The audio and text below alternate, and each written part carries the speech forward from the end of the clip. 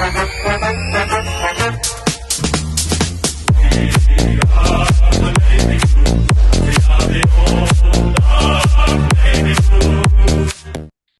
one and all, and welcome to another episode of Baggers Chat. My name is Mitch Patterson, and as always, we're joined by Ethan Duffy. And today we are moving on very quickly. We, of course, just played the North Melbourne Kangaroos, but now we are moving on very swiftly to the Fremantle Dockers. So, of course, it's gather round this week. So, round 4, Fremantle v Carlton, Saturday, 6th of April, 4:20 at Adelaide Oval. So, obviously the first time that Fremantle and Carlton have played at Adelaide Oval, so a mutual venue, but of course because it is gather round, um, it's a big clash for I think both teams. But first things first, Daffy boy, how are you?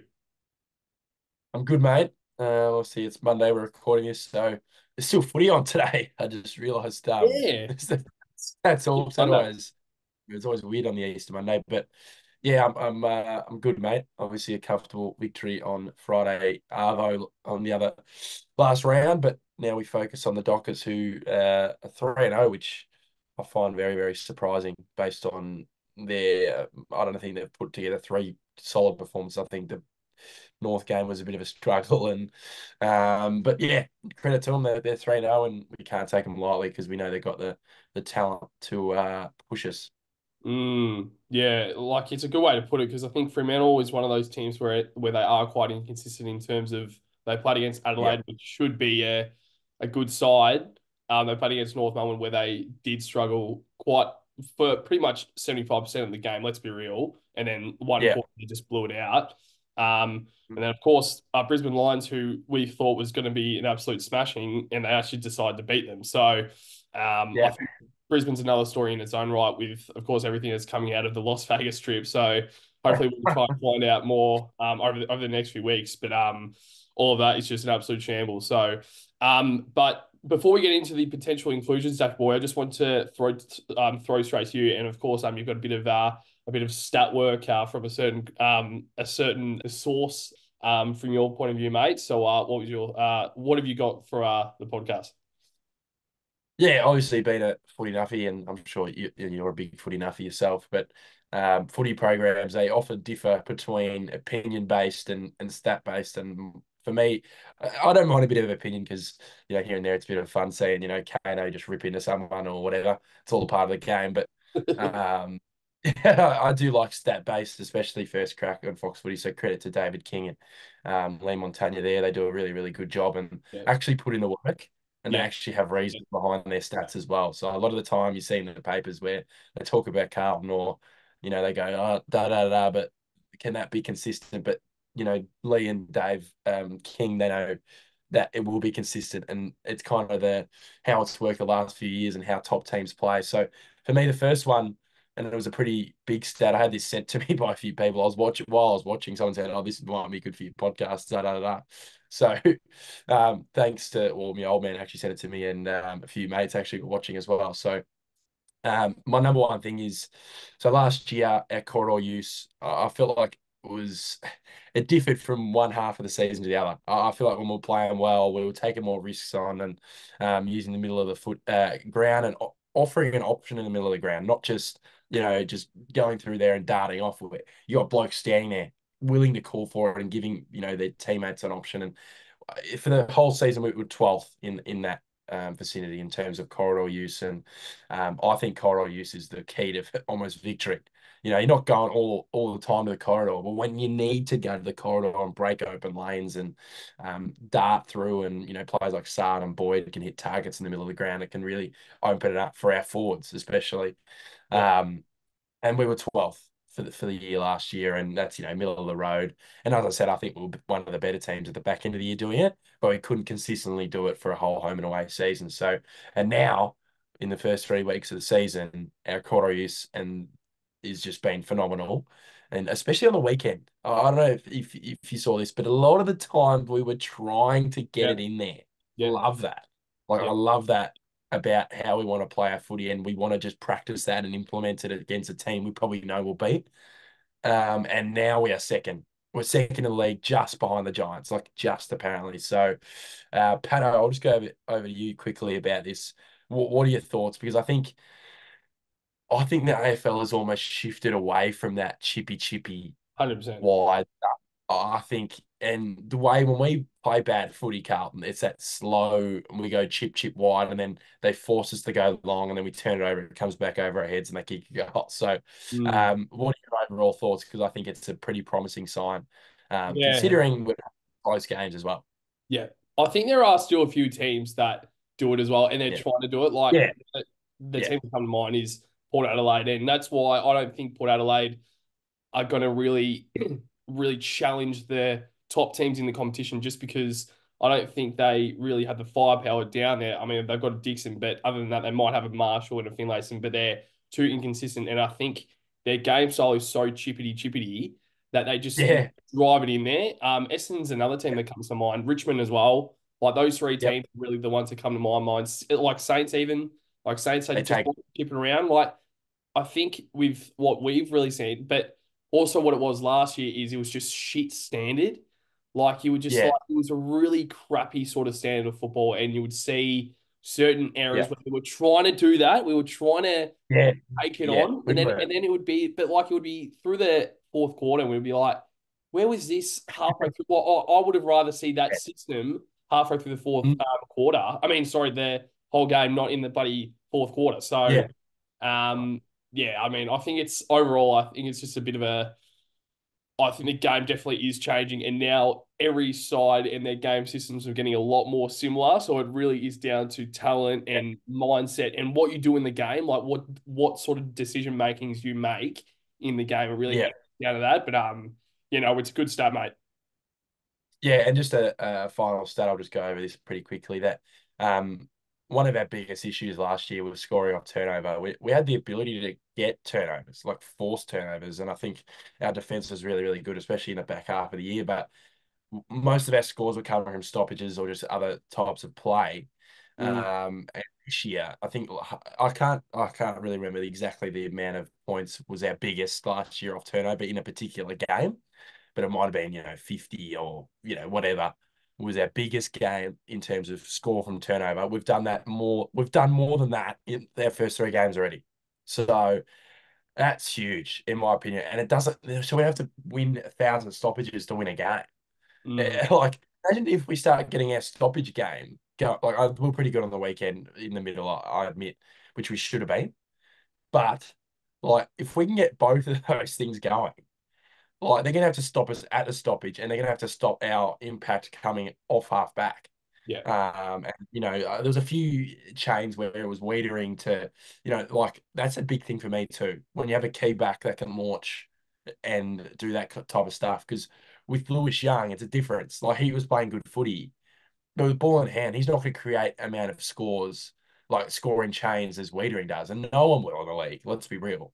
yeah. Like he's a very, very good kick of the footy, and he's a smart footballer. So, yeah, it's promising signs. Patto, do you have anything to say in terms of that? It's a thing that they've worked on over the off season, which is clear, and that's credit to the coaches because they've worked at it and they've talked about it over the off season. A lot of press conference I've watched, and Vossi said they've tried to, you know, eliminate like deficiencies in our game, and that was one of them last year.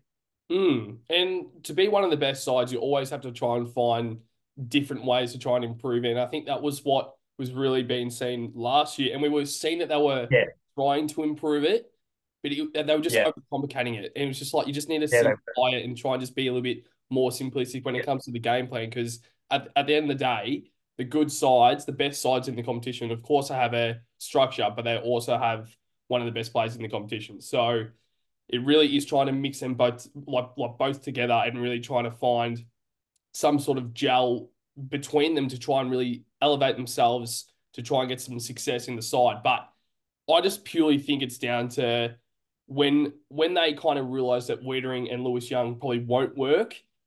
No yeah, disrespect to Lewis Young or Wiedering, it's just purely we're just too tall.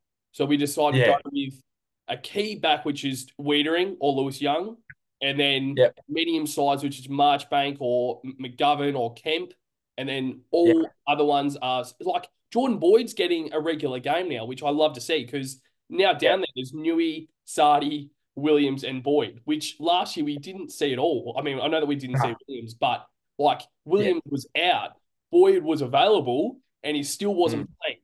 So now that there's Yeah. four down there, it's awesome to see sort of a transition in terms of finding other ways to get the job done down there. And of course, we had Doherty down there Yeah. as well, but he was playing more midfield anyway. So I think Yeah. down Yeah. like we most of the time we had Wiedering and Young for the games that we were losing, and it was and it's funny, isn't it? Because 2022 we had them together and they were great together. So it's Yeah. Yeah. all things like that there where sides find each other out. They've tried because 2022 we probably should have made finals and we were one Yes. of the best sides in terms of contested possessions and especially Yeah. with our structure with what Michael Voss brought in 2022, that really helped us to really get that close to finals. And then 2023, it wasn't looking likely that we were going to make finals, but we finally made a change and we kind of made it simplify it from 2022. We made it similar, but Yeah. also Yeah. we were better at it because we went through those rounds from 1 to 14. We went through Yeah. that, and that really Knowing. Yeah. helped us going into the second half of the season and of course finals. So no, mate, I'm really pleased that they've actually done it, and hopefully, just for the next 5 years, we can just be sustained and just always keep the success up. Yeah, it's a good thing to see. I think it really shows that the coaches are prioritizing that kind of back half rebound because you got a lot of options there, and I reckon Zach Williams is actually flying under the radar a bit. Like he doesn't need to 100%. be a star. That's a positive. He Yeah, doesn't need to be a superstar, but we know when he can have a big game. We know that, but they don't need to have big games. you're Like definitely right. they just need to do their thing, which is fantastic. And I think that they're probably a little bit off topic, but it probably relates to Cripper's game now. He doesn't need to be the guy anymore. So, and I think that really helps us in terms of our game plan too. You got to like sometimes you have to have the talent Mhm. to to pull off a game plan. Like there's certain like North Melbourne probably have a game plan that they'll have in 5 years' time, but those players will be better by then, Yeah, and they'll be able to right. implement North ball and be able to win games by doing that. Yeah. So it's a waiting game sometimes, and I think at certain points, like you said at the start of last year, I think we're trying to rush our improvement in Mm. certain the game where players were rushing to go, we need to do this, do this, do this now. But it takes time and it takes a whole off season to improve our turnover game, which now results in very good in wins Yeah. ultimately. Yeah. And the consistency in terms of trying to just get the games into these young guys, but then also always just keeping the game plan consistent. And we see it from a Carlton point of view, but we also see it from a North Melbourne point of view, where it's like North Melbourne, they Yeah, have a lot of young kids, but as you said, 2, 3 years time, if they just stick to this game plan and stick to the consistency yeah, in terms of like how they prepare, how they go into a match day, how they actually like what they actually do after the game, how they warm down, all this stuff. Consistency is key, and when they do more of that, that's when they can elevate themselves to one of the best teams in the competition. And I have very high hopes in North Melbourne. So, no, but Duff Boy very well said. With all those things, I think the source there was quite credible. Of course, but I think First Crack is one of the best shows going around right yeah, now. And to all the viewers out there, make sure to also check those shows out because I think it's usually on a Sunday night. But it's just great because, as Duffy said, I think they rather than like not looking as much to their not their not the joking side of AFL, but they actually yeah, crack it. Like I mean, it's called the First Crack for a reason, and they yeah, yeah, crack every single thing down. And I actually see it with yeah, David King and Joey Moto. Like I see it with those two, like in first yeah. hand, see how hard they actually prepare, and like they are probably the hardest workers that I've ever seen. So, no, but we're going to now move on to a bit more towards the preview of the episode, and of course, we're going to start off with the potential inclusions. So, Jesse Motlop is a player that we probably thought was going to come in last week, but of course, didn't get up for the game. So, once again, he should be available this week, but it's once again a waiting game. I think right now, recording this on Monday, the 1st of April, I think it's still a chance. I think it's still a high chance that he plays this week, but it's whether we Yeah. try and risk him, not risk him, but maybe even play him in the VFL. And then, of course, the Yeah. second name right there is Jack Martin, and it's still 1 week on the injury list, but I think he is a good chance to come back in, if anything. But also, that's another question if you do risk him. So we're going to get straight into the ins and outs, Daffy Boy, but make sure to also mention those two names, but also make sure to read out your ins and outs with your sub. Yeah, it's a interesting week. For me, I've had less changes than I've had the last couple of weeks. I think there's one automatic swap. There's obviously a few question marks at this current stage with a few guys that you just touched on with Martin and Motlop, but I don't necessarily I don't think they'll both play this week. I don't. I think Motlop he could easily play. I'm not saying they won't.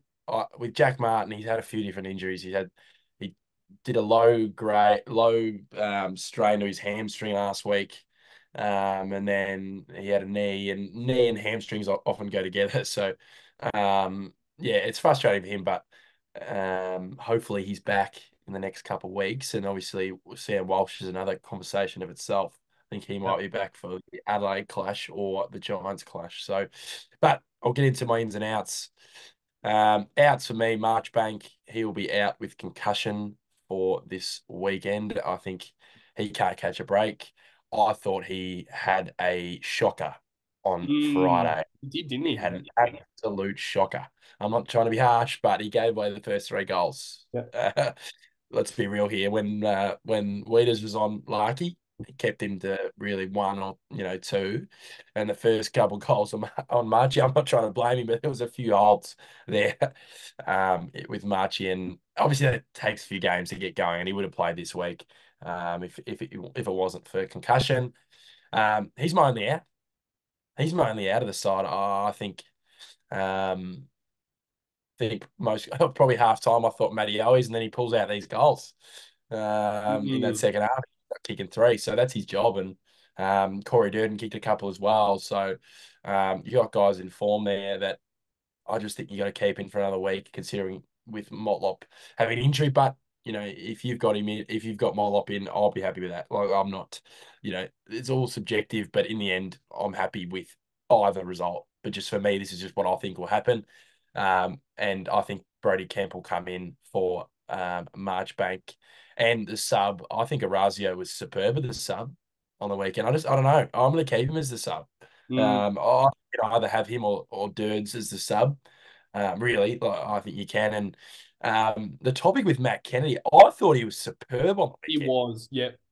And I think I've kind of checked his stats out the last few weeks. We had the conversation about him. He's in our best 22. 100%. He is. And you know how we talked about it saying he should be the sub? He shouldn't be the sub. I think our midfield depth, when they're all on the park, I know we talk about pace and all that type of stuff, right? But I think we found a way not to have all of them in at the same time. Yeah, That's the thing now. We don't have, you know what I mean? Like now we're batting 5 deep yeah. in the midfield. And then you've got, Ollie Hollands, Elijah Hollands, Bogarty, Cunners is injured, obviously. And But Carroll, and Carroll as yeah, well. Carroll, sorry. Yeah. Really? So you don't really have all of them at the same time. And obviously sometimes you might have one centre bounce where all of them are in there. But he has to be in. And someone said on the comments, he's probably in our best 10 players in terms of his impact over the last couple of years. Mm-hmm. He's going underrated, in my Yep. opinion. And we win a lot of games when he's playing. So, and last year he had his niggles, which kind of set him back a bit. But yeah, that's my ins and outs. Kempy in, I think he was so stiff to miss last week. So, and he went forward in the VFL. Actually, we had no forwards in the VFL, and he kicked a couple goals. So, Mm. he's one of those guys, though. He's one of those guys you can Going shift. forward. Yeah, but he'll be playing back against the Dockers this week. Yeah. No, I do like him. I do like the change just because, like, of course we like smashed the Kangaroos, so we shouldn't be making too many changes. But Yeah. I have two. I pretty much have 3 changes. So I mean, I have Wow. like I have 2, but one of Yeah. them is the sub. Sub. Yeah. So now so Brody Kemp in for Marchbank. I think it's pretty obvious. Marchbank, I think it's been confirmed that he's going to miss with concussion. Next change. Now, Orazio Fantasia is out for mine. Out. Wow. Out for Wow. mine. Yep. Wow. So, and then Jesse Motlop would be coming in to the side. Yep. Now, Yep. my last out is Corey Durden. Ooh. I know that he kicked 2 goals, but 4 touches in a game of football against North Yeah. Melbourne when the ball was down there 90% of the time. It's not being harsh, but I think my mindset Yeah, is I get it. if Jesse Motlop is fit to play, you play him. Yeah. And there's another name right here that I'm going to bring in as a sub, and it's Jack Martin. Okay. I think Jack Yep. Martin, if he is fit, so this is only going off if he is fit. So if he's not fit, Orazio Fantasia is the sub. But Yep. Corey Durden, for mine, is out for like he's most. I mean, if I was doing the selection, he's out. Not Yep. because he doesn't fit in the side. It is No. purely down to like Who's it's just better? Yeah. unlucky. So I see it as Jesse Motlop performed really well last year.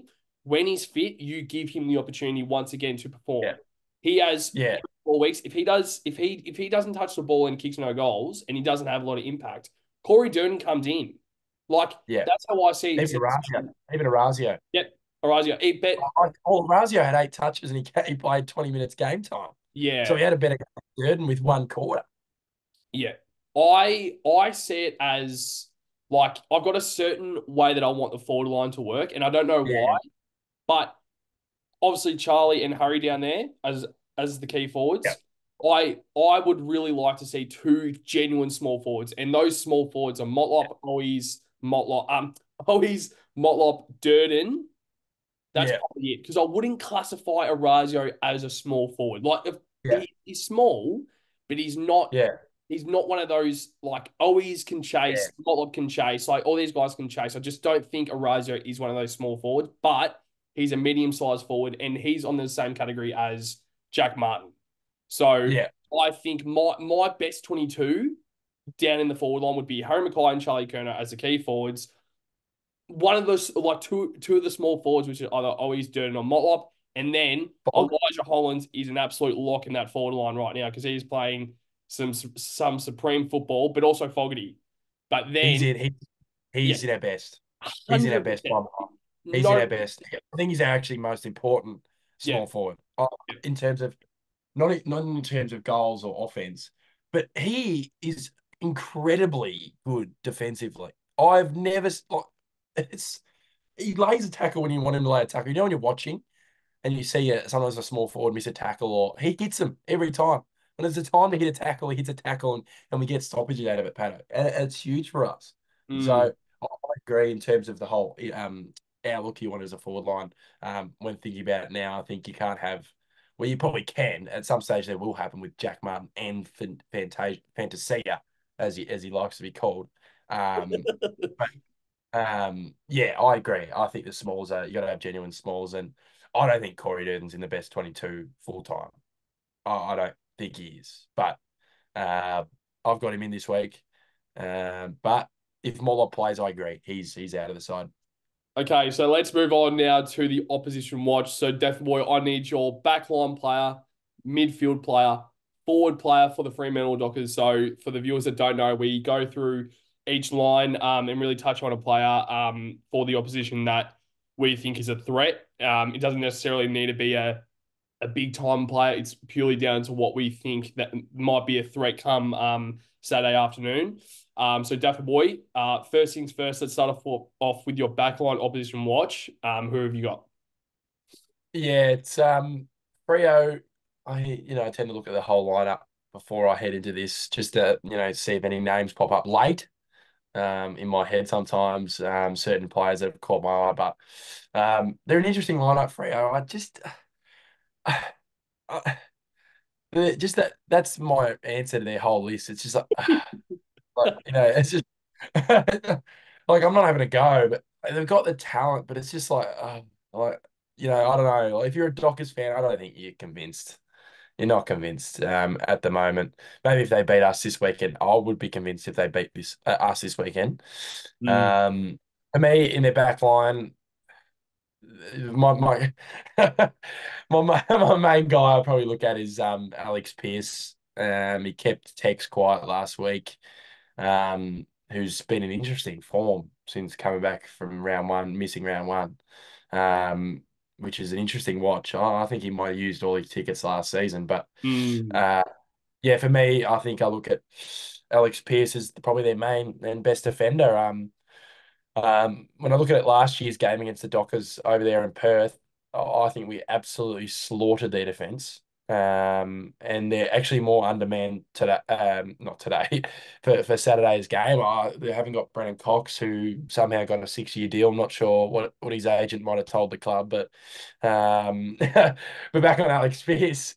Sorry about that, viewers, but back on Alex Pearce. I think he's really defended well the early parts of this season, and if he can keep a Harry quiet or a Charlie quiet, which I think is impossible, they could win the game. But I think their defense has held up really well as a whole.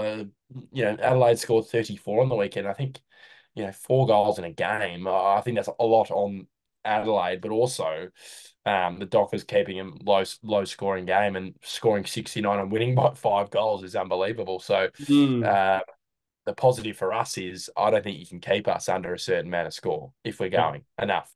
So I think for them to win the game, they've really got to just kind of nail down their offensive game if they're going to beat us, because I think we're going to score our 80 plus at least.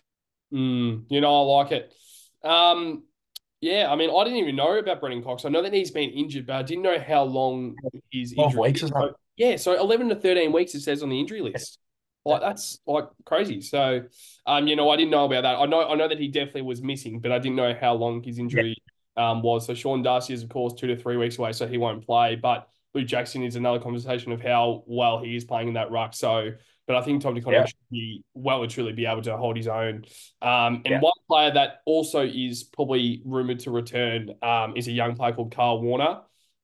He's a small defender, so he might be another player that might enter that defense. But I mean, as you said, I think for Fremantle to concede 34 or something behind yeah, right. 34 points in Yeah, a game against Adelaide, which is like I think it shows how shit Adelaide are, also but also shows that it shows the defense. Shows that all due respect to Adelaide, but let's be real. yeah, You've got yeah. Walker down there, and They're looking terrible. Yeah, they are looking something out of the ordinary. So, but yeah, I mean, once again, back onto the Carlton Football Club fans. But yeah, so my backline player, I actually think Fremantle's backline is actually solid. Um, yeah, yeah, Alex Pearce. I think when everyone's gelling together, it's good. And yeah, one player that I've been watching very closely this season is Jordan Clark.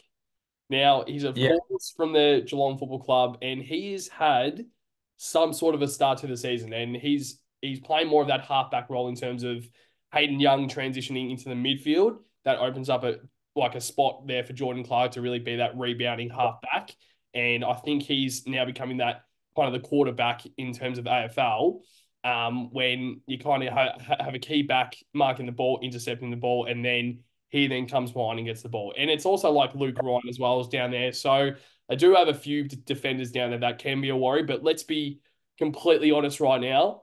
Who goes to Harry Mackay and who goes to Charlie Curnow? So Alex Pearce probably goes to Harry Mackay because I don't think he can handle Charlie Curnow. So no, Charlie Curnow's and might be sorry, yeah, go on.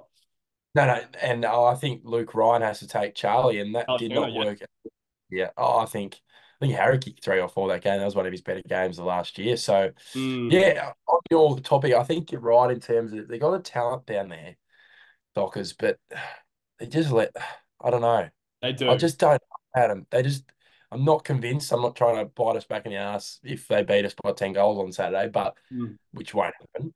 Um, it's just, guys uh, like I know, Brandon Walker and James Aish, they're just hot and cold for me. That's their issue.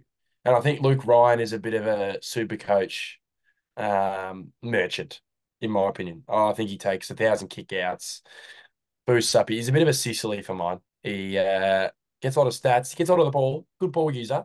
But you got to defend as well, mate. And you're taking on the two best forwards in the last 100 years. So take so, yeah, it's a big it's a big statement, but fuck you all.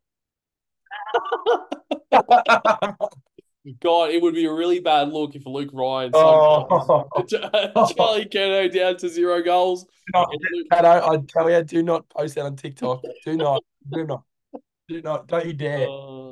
Bloody hell. All right. So let's now move on to the midfield. Now, we have to be honest. I think there are a few, I guess, threats in the midfield for Yeah, sure. Fremantle. Like, there's probably two big names that comes to my mind. But Daft Boy, I'll throw it over to you. Midfield opposition watch. Who have you got?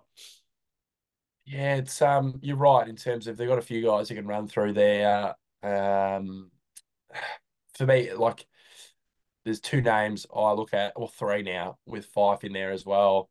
For me, I think you got to kind of stop Sarong and his dominance the last few weeks. He had 46 round one. Uh, I don't know what he had last week. He was almost in the 40s again. Mm. Probably 30s. I'll check again with the I think he stats. had 20. I think he had 28. 28 Yeah, 28. Yeah.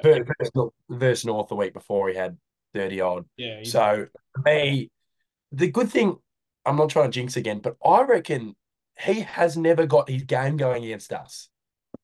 I looked at the last few games and I watched a few episodes of other podcasts and they speak about Sarong. Luckily, he has never really got his 35 against us. Yep. And I think that just goes down to our brutality in midfield.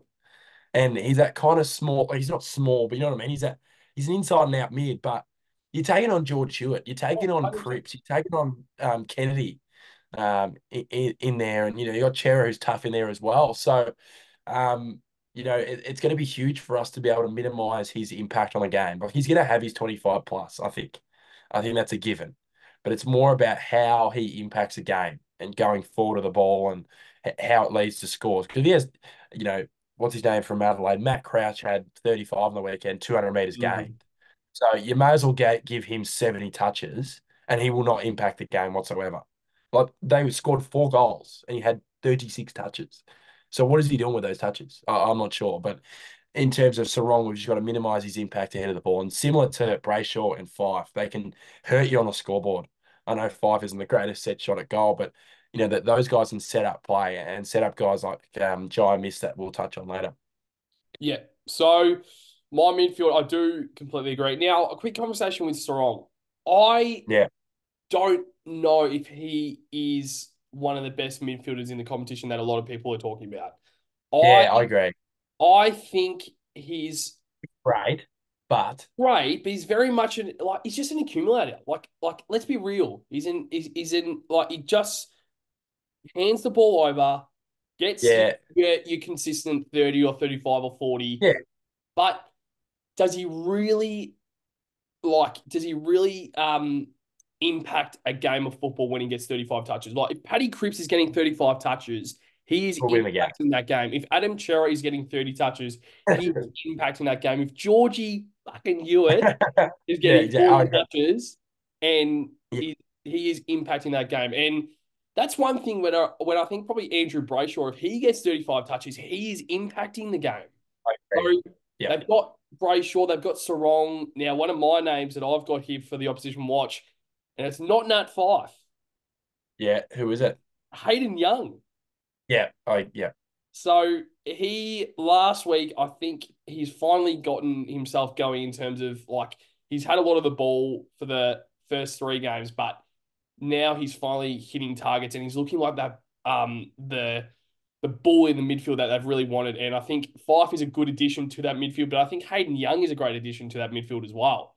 Yeah, So yeah, my threat for me is Hayden Young. I think he has one of the best legs best kicks for the people that don't yeah, know what I mean by best legs. So I think he's like his kicking is one of the best in the competition in my opinion. I think he still is under the radar. I know that he's still young, but I know that he's still young, Hayden Young, but yeah. um, Yep. but I just think he's one of the best players for Fremantle, and I think he really is a good addition to that midfield. But Daffy boy, let's move on to the forward line. This is probably the one line in the front, and I hope it's come back to might be the bottom, but I'm sorry, but if Matt Taverner is a key forward and he's kicking goals, I am not too sure about it. So I'm going to throw it to you, Daffy boy. Forward opposition watch. Who have you got?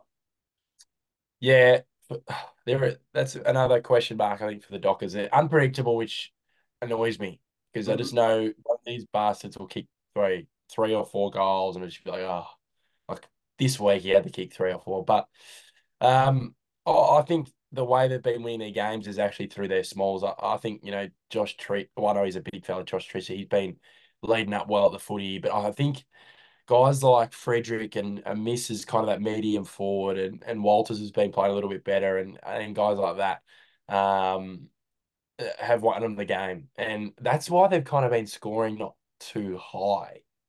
Because if you're relying on small forwards who aren't like a Bruce or a guy that can kick you 5 or 6, it can really kind of falter you a little bit. Because when you look at Carlton and our forward line in contrast, I think you're probably going to be getting minimum 6, 7 out of Harry and Charlie every week. Yep. Probably, probably. And then you have our other smalls who chip in their twos and often might have their threes or ones, whatever. They chip in. Where I think they've a lot of the load currently is going on these smalls at the Dockers. So that's going to be a big task. But I'll focus on one of them, and that'll be Jai Miss. I think he's a really, really good footballer, and I think we can match up incredibly well on him though. I think he's that size where any of our backs can kind of play on him, except I think Wiedering will probably obviously take a Taberner or a Tracy. But you could, you go Kemp, you could go Gov, you can even go a smaller guy, like, you know what I mean? The Newmans, yeah, like our back line is, we've got a lot of guys who can pick up anyone. Obviously, you can't take on a Tracy and Taberner. That's for probably Kemp and Wiedering to worry about this weekend, but. If we minimize and misses, if he gets maybe two goals, maybe three, I'll take it. Yeah. Their other guys aren't impacting, so it's going to be an interesting watch, Pat. Mm. I just had to rechange. Sorry, I just had to change my opposition watch because I had a look at it and I'm like, so Yeah, Josh Tracy is a guy that is playing quite a solid season. I think yeah, he's really found that yeah, confidence and he's looking really good as that key forward. But I've changed the name because I had a look in the forward line from last week and I'm like, God, yeah. And yeah, rated this guy and I think he flies under the radar every single Fremantle game. Like, even the commentators say this guy is probably their most important player. And it's Sam Switkowski.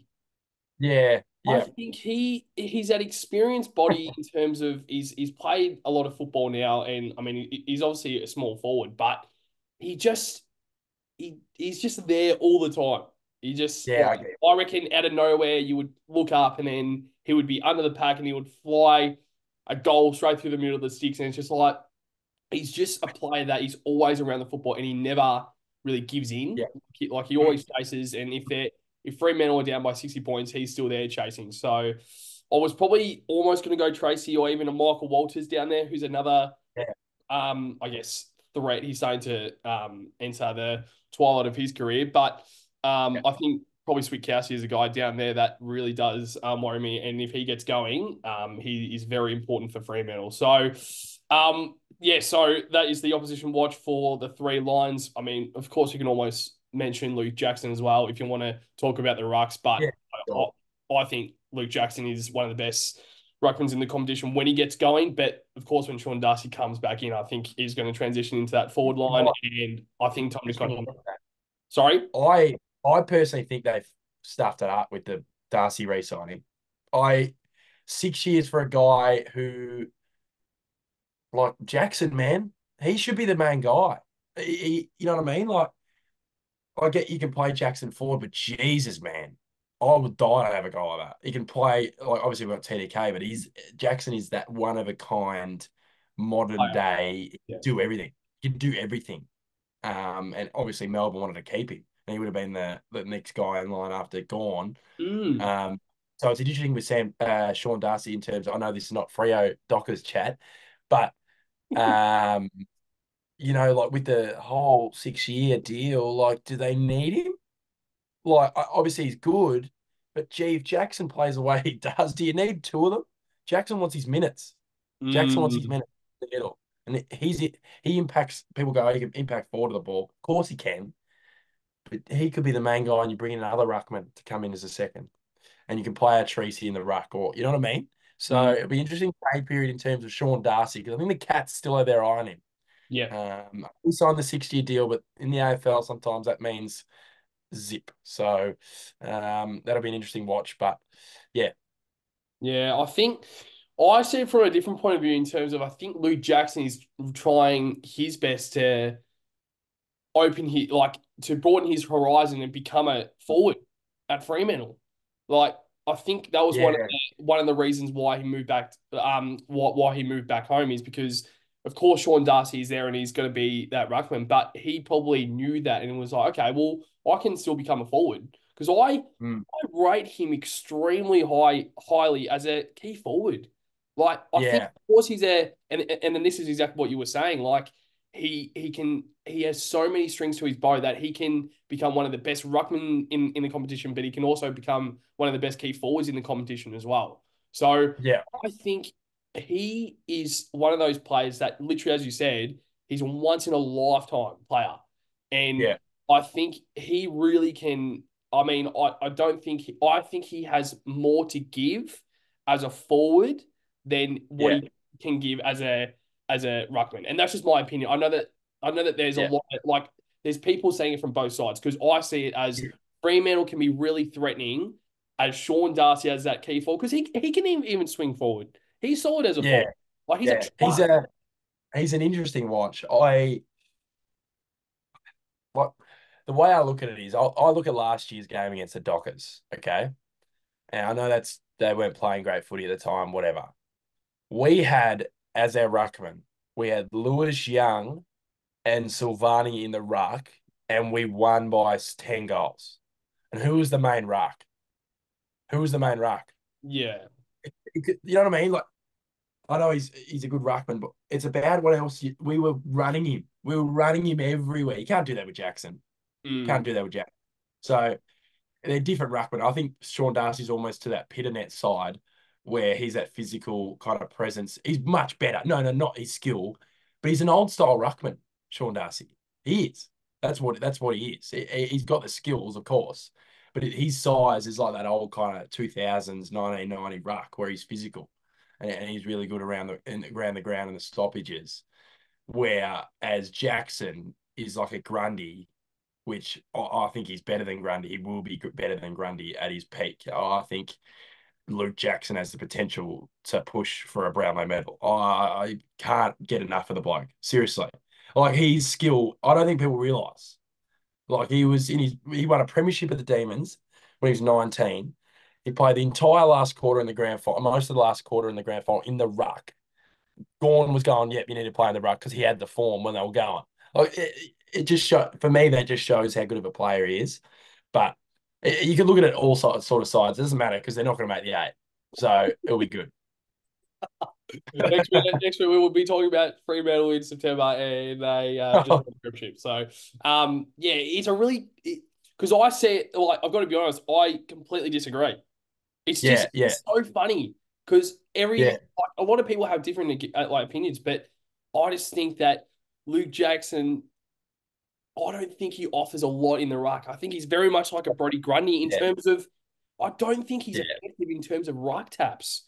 Like Sean Darcy, I think last year, I think it was a bit of a different story because he didn't know how to prepare for Lewis Young and Jackson mm, Money. He knew what he was coming with. He probably would have done better. But I think if you put any ruckman in that position up against Lewis Young and Jack Silvani, your mindset kind of goes to, oh fuck, I don't know what to do here. So yeah, there's so many conversations to it, but yeah, I just like of course Luke Jackson is a great player, of course he is, but yeah, yeah, I don't think he offers a lot in the ruck. And as as yeah. we as we've said probably a few times throughout the episode, let's just try and keep this to baggers chat and not Dockers chat. So like yeah no it's a conversation, but yeah, let's just hope we can try and limit Luke Jackson's impact this week. But we're gonna move now onto our last segment of the episode, and of course, it is the match prediction. So, Daffy Boy, I need your bagger of the game, your point of difference, and your winner plus margin. Who have you got? Yeah, it's game. I don't know. It's Adelaide Oval. I think we're going to break the hoodoo at Adelaide Oval. Yep. Finally. And I think if we beat the Hoodoo on Saturday, I think we'll go go on to beat Port Adelaide in round 17 at Adelaide Oval. I just feel like once you win one at a venue, just win a couple more at a venue. So Bagger of the game, easy. Harry Mackay. Harry Mackay again. What he has proved to me, who's stopping him? You've Mm. taken the ball, that one where TDK kicked it from 60 out and it almost went in the goal. It almost hit the roof of Marvel. It almost hit the NAB building on the top. And Harry Mackay just goes, yeah, I'll just pluck this between three defenders. Like, he is unbelievable and his kicking is just superb. He's doing everything right. Who's stopping him, in terms of their defense? Pierce might have to go to him. I'm not sure how he's going to stop him.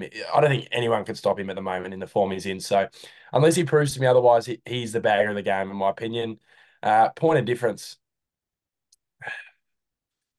It's tough. It is tough. I might have said this last week with Holland's Elijah. I think he might have been my point of difference, but I think he is underrated. How is he not going to game the Gold Coast Suns? He's going to be my point of difference again. I'm keeping these point of differences the same, which sounds weird, but I think he is another guy who he provides a point of difference in our side internally. So I think he'll be the point of difference for us and win a plus margin. I think we have a comfortable victory. I'm not trying to be jinxing here. I think it'll be close first half, and I think we'll break away just due to our scoring threat, and I think we'll win by 38 points. I like it. I like it a lot. Now, once again, with a pass margin, it's quite close. It's not as close as last time, but it is quite close. But my bag of the game. Now, reason for this, Mitch McGovern. Yeah. And I think down there in the forward line for Fremantle, I don't think they have a lot of firepower, as we've mentioned, and I think he can intercept a lot. And with Brody Kemp down there as well, I think it really Yep. opens up a opportunity. And I don't know why for me, I don't know why Mitch McGovern is like this, but when Brody Kemp has played this season, he's actually gotten a lot of the ball. But last, Yeah. I don't know if it And was, it's good. yeah, like it's great because I see McGovern more as that Tom Stewart player. He can do everything. He can do every Everything. I completely agree on your point with Kemp. Sorry to butt in, but Yeah. uh, he can kind of evolve his role depending on how our back six is looking. Because I think last week he was more that kind of physical presence and defensive. Like he's defensive both weeks, but like you said with Kemp, he can let Kemp just defend Yep. and then he goes. Like you're spot on there, Patto, with the Mm, whole Tom Stewart. He's not Tom Stewart, yeah. which we die to have, but he plays that exactly the same role where he can defend when you need him to, but he can take a grab and go, and he can launch, and that relates back to the scores on turnovers. Exactly Mm. that, directly back to that. Yep. And he takes on the game because I also love when he takes the kickouts because he's always looking for an outlet to attack the game. And whenever I see Mitch McGovern take the kickouts, I'm like, yeah, that's great. Or Sardi, like Williams as well. There's so many Yeah, guys that take the kick out. And yeah, I think like Tom Stewart, it's now the Tom Stewart role. Because even Richmond yesterday, Nick Lawson, I don't know if you watched the game. yes, Nick Lawson, very good. Yeah, he got 29 touches, but a lot of what I was seeing was like, that's the Tom Stewart role. So I think a yeah, lot of clubs are now doing that. And yeah, I think Mitch McGovern definitely has the capability and I guess the attributes to really be that Tom Stewart role for Carlton. But my point of difference is Zach Williams. Now he yeah, has had a few games under his belt. He's still underrated. Well, let's be real, yeah, he's still underrated. We still have forgot like I think people have forgotten how good and how important this guy is to our side and our structure. Zach Williams, point of difference for mine. I think he's gonna play a really good game and he's finally gonna get that confidence saying, yeah, I actually know how to play a good high standard of football once again at this level. But winner plus margin, Carlton by 32 points. I completely agree. I think halftime it's going to be probably 6 points, 7 points to either side. It could be yeah, either or. And then third yeah. quarter is going to be the difference maker. We might even push it out to 35. And then I think Fremantle will try and come back, but we just won't let them. So Carlton by 32 points for mine. But Daffy Boy, before we wrap up the episode, is there anything else you would like to touch on? Yeah, it's obviously you're heading off to the States, big fella. Obviously I wish you all the best in your journey there. Obviously be still watching from afar, which will be funny. You'll be watching at different hours of the hours of the day, but yeah, I wish you all the best with that, and hopefully it all goes well, mate. Cheers, mate. Thank you very much for that. But is there anything else you want to touch on in terms of the the game like in terms of like, I mean, of course you're not going because last year, of course, you actually went to Gather Round, which was absolutely fan. Was it last year or the year before? I think last year was the No, only. Yeah, because it only no, started. I didn't go. Year before, year before. Yeah. Oh, Not gather. yes, yeah. Sorry, year before, but you went to Adelaide Oval. Yeah, that's right. Yeah, yeah, But yeah, I mean, like, is there anything like I think it's a oval that I think a lot of people would want to go to. I think me especially, yeah. but of Mm. course, we couldn't go this year. But like, in terms of watching the game, are you going to be watching it at home? Yeah, I'll be watching at home. But yeah, to those going and haven't been to the Adelaide Oval before, it's a beautiful, beautiful oval. Really well set out. I like how they have the hill and all that type of stuff, and then still with that kind of local feel about it. But also they've got that nice stadium. But be interesting field to see how the crowd is in terms of Freo and Carlton. I think there'll be a lot of Carlton people in that. I think it'll be a Mm. very home game feel. Yeah. To that, I know a lot of baggers people on Twitter and that are going. So, credit to you guys for going. Always rate the interstate trips. Obviously, a few weeks ago was up there with one of the greatest moments in terms of the Brisbane game. But hopefully, there's more moments this weekend. And gee, the weekend of footy would be fun actually being up there. I'd love to go to gather around sometime, maybe next year. Maybe Mm. baggers gather around, but who knows? But anyway, enjoy if you're going, and hopefully they get. I think the Dockers are wearing their stealth jumpers or whatever like Yeah. that. They can wear whatever jumper they like. They're still losing by 6 goals. Yeah, I mean, like it's a good way to put it because I think like the AFL have really used the gather Yeah, around to be a really like a event and a spectacle in terms of the yeah, AFL, and I think it's great. And as you said, I really wouldn't mind trying to go because I haven't been to Adelaide Oval. I've been to Adelaide, but I haven't been to Adelaide Oval before, so I really would like to try and go there. And it's one of those stadiums that see it on the TV and you're like, yeah, that looks pretty sick to go to. And even for like a Port Adelaide or Adelaide game, I think the crowd like yeah, it creates the atmosphere because you went to the yeah. Port Adelaide game, didn't you? Port Adelaide Carlton. No, Oh, Adelaide, Adelaide. Adelaide Carlton. That's Yeah, right. Yeah. and we were So, shocking. Remember, we were trying to lock in finals, and we only lost by a couple goals, but we played like dog shit the whole game. It was just shocking, and we were just mhm. getting absolutely fraught. Like just their fans were giving it to us so much. It was just ridiculous. But that's what you got to. Well, you won't have to watch out for it this weekend because luckily it's Freo. But if you ever go to Adelaide Oval and it's Adelaide or Port Adelaide, just keep yourself safe. That's a good way to put it, actually. But no, mate. I feel like I'm rambling on, so I'm going to wrap up the episode. But no, mate. Make sure to every single blue bagger out there, and even all sporting people who enjoy sport around the world. Make sure to try and tune into our podcast. We upload 2 episodes a week, a preview and a review. But of course, we are doing our best on our socials, and also trying to do match day vlogs as much as we can when we actually go to the game. So, no, mate, absolute pleasure doing a podcast with you every single week. But to every single blue bagger out there, make sure to like, comment, and subscribe every single platform you see us on. Make sure to get it around us. But yeah, I'm going to try my best to do episodes while I'm over in America. But if not, Daffy Boy will definitely be doing episodes here in Melbourne. But yep, that's all we have for you. So make sure to like, comment, subscribe, as I just said. And to you, Daffy Boy, and to every single blue bagger out there. The Oh, bag. Buggers!